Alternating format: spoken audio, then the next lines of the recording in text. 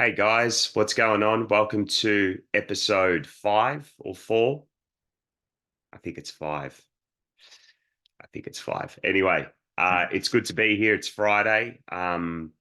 Just about to head to the gym. I've knocked out all my important tasks this morning, and this is the last thing. And then, yeah, got to go and pump some iron. But I wanted to speak about a really important, um, you could call this a hack, if you will.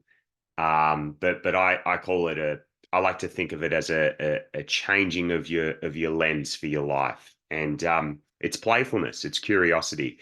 And it really is a hack to get outside your head. So if you're someone that's finding that you've got a lot in your head at the moment, you've got some big decisions to make, um, or you're just really busy and there's just a lot of mental fog, or you could find that you're in a bit of a rut and you're a bit stuck.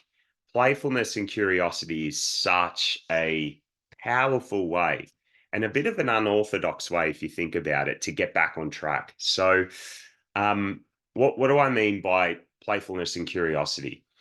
Curiosity being you imagine that you are in the biggest form of your end result that you'd love. So if you're in real estate, the best price that you could possibly get a house for at sale price. If you're an entrepreneur, the best launch numbers possible. If you are going for a new job, like the best possible outcome when it comes to receiving that job offer, the money, the benefits and all that kind of stuff, and even the emotions that come with it. So you imagine the emotions, and you ask yourself, okay, so I'm on that. I can feel that in my body, and I can even I can even picture it in my mind. Like there's a picture there. What if? What if I knew how to get there? And what if I could start taking action directly towards it right now? And what you'll find is you might not get ideas straight away, but you'll start to build this energy inside your body. That's the first thing I want you to notice with this. There'll be this energy that you build inside your body. And if you can hang with that energy, even though you might not know what you're going to do, eventually that energy is going to have to resolve in some sort of action. So, guys, when I was in sales, I thinking back like from here to then, I wish I had this. I wish I knew this because I use this in everything. I use this for my business whenever I'm, trying to think about, okay, what am I, what am I marketing next? Which company am I approaching next for a talk or a group training? For my book, like I'm writing this book at the moment. So whenever I get a bit stuck, I always anchor myself back in where I want to be. I feel the emotions and everything. And then I ask, okay, well, what if I could create this now? And this is the thing, particularly I want to refer back to business because we think we need to jump through all these hoops. We need to call someone 5 times before they answer, and we need to go and speak to this person, then that person, you know, do the big ring around, and it takes a long time. And that I want to diagnose what that is. That is essentially our rational mind taking the wheel and saying, well, this is how we've done it in the past. So let's just go for this again because we know that eventually we'll get there. And that may be true, but when you're in this playful state and this curious state, what happens is you start to open yourself up to other pathways, if you will, that may get you to the end result a lot quicker. So the biggest way that this has revolutionized my business is my sales calls. Okay. They used to be like 90 minutes, 60 minutes, because I was selling a lot of coaching, right? And now they're like 5 and 10. They're so quick, right? They're so quick. And yeah, like I still have strategies and things that I say that I used to say, but they're so fast because in a state of curiosity on a sales call, you open yourself up to hearing what's going on in the person's world. You hear what's going on, um, behind the words, so what they're not saying, and you just get a lot of data, and then it just becomes obvious. Is this a fit? Do we work or do we not work? Do I work with you? Like, do me and your company work? Do me and you as the individual work? And it's done. It's like done 15, 10 minutes, 15 minutes max if we need to, go through a few finer details, but it's fast. But back in the day, old mate Jordan, the 90 minutes, full on script, a million sales strategies, because it's like, I need to know, I need to have some sort of certainty that this is going to work.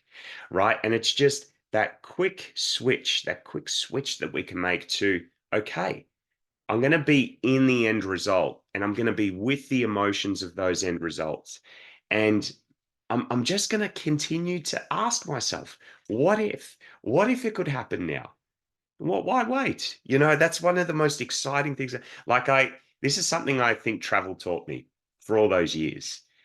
Once I started, it was just like throughout COVID, and I needed to think like this because otherwise I wouldn't have even gone and visited these places. Once I heard it was possible, I started challenging my rational mind. Rational, don't go because you don't know about COVID, how worse it is. You could get sick, la la la. But it was like, but what if I don't? What if? What would that be like? How's it going to feel when I'm over there? And what would we experience if we went to New York? And then when I did America, it was like, I'm in LA. It's like, why don't I just go to Italy now? Why don't I go to Italy? Why not? Why not? And it's so crazy about that mindset. It works in everything. You apply this in whatever scenario you want in business, and you'll start to see that new opportunities open up, and you're not in this paralysis analysis thinking, how are we going to do it? What's the best way? It's just, no, let's get playful about this. And that's when things can get bigger. That's when your vision gets bigger. Have you ever noticed like your vision just shrinks over time? Your rational mind just beats it out here. It's like, but we've got to think about this. We've got to think about this. And I'll throw another thing at you, and the price, and this, and that. And it's just like, oh, I don't know if you guys experience it, but I know I experience it. Fucking hell. My ego's evil, man. It's evil. So if you can't relate, all good. But literally, it'll beat the juice out of your vision. And the only way to get it back and remember and go, oh fuck, this is big. This this dream that I have, this is big, right? And you don't need to now you don't want to get into fantasizing about it. It's like, oh, look at that big house that I want and I dream about it and take no action in getting it. No, it's not about that. It's about becoming so connected to it that you feel it in your body. And then all of a sudden, you're taking action that you never thought you would take. You just never thought you would take it. Um, I often find, and again, I'll refer it back to business because I know a lot of you guys that listen to the podcast, that's what you come here for, money and business. Um, I take very unorthodox action in my business, but it works. It really does. When I'm looking to get a new deal done, sign some new clients, create new offers, have collaborations, they come in out of nowhere because I'm embracing this playful state. So just give that a go today, and do let me know how you go. Let me know like what you noticed at first in terms of the energy build up in your body, and then just hang with it. Trust me, like it might not happen straight away. You might find that you need to hang with that energy all weekend, all right? But don't go boozing and drinking and eating shit because that's how you actually like kind of lose. Well, you don't lose it, but you lose your connection to it. So it's still there, but like your subconscious isn't on it. So you kind of just get off it. But if you hang with it, right? If you hang with it, it's just like, yeah, man. Oh. And you're gonna want, and now this warning about this. Okay, when I started to do this, I noticed I wanted to get rid of the energy. I didn't like holding it. It's like, got energy, man. I need to do something, right? But I wasn't clear on what I was doing. Like there was no obvious next thing to do. So I would start doing all of these unproductive things. So I already gave you. So I used to drink, not heaps, but it was my way to calm me down and bring me back to that. I'm relaxed. I'm relaxed now. Things are under control. Yeah. I'd go smash out like a hardcore workout. Like I'd go do like a hit workout, um, and then I'd jump in the waves, or because I used to live by the beach and everything. So I would do something to get rid of the energy. Okay, now you can do all those things. I'm not saying don't have your can on a weekend, or your glass of wine, or your scotch, or whatever you're a fan of. And I'm definitely not saying don't go to the gym. But if you're going to get away from hanging in that, whoa, I can see it. I don't know how I'm going to get there though. Like that, you know, one of my friends call it the effervescence, right? That bubbly feeling where you're like, something's coming, something's coming. I don't know what, but hey, I'm here. I'm here for it. If you don't like hanging in that unknown, and then you got to go and drink and work out and do all these kinds of things to get out of that, then you're doing yourself a disservice. All right, and this has come from someone I actually, another thing, and I got tempted to do this 4 days ago.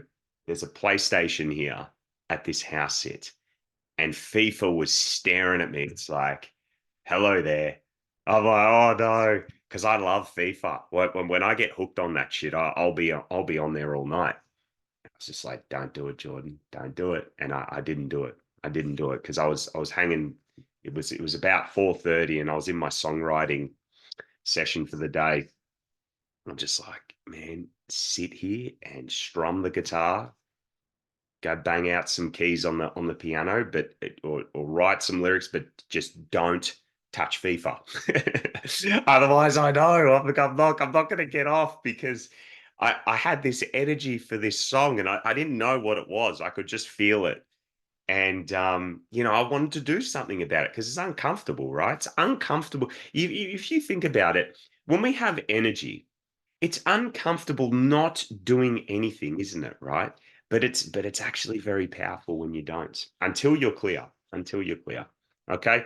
All right, guys. That's it from me. I hope you enjoyed today's episode. If you did, whack that subscribe button. Give it a nice press.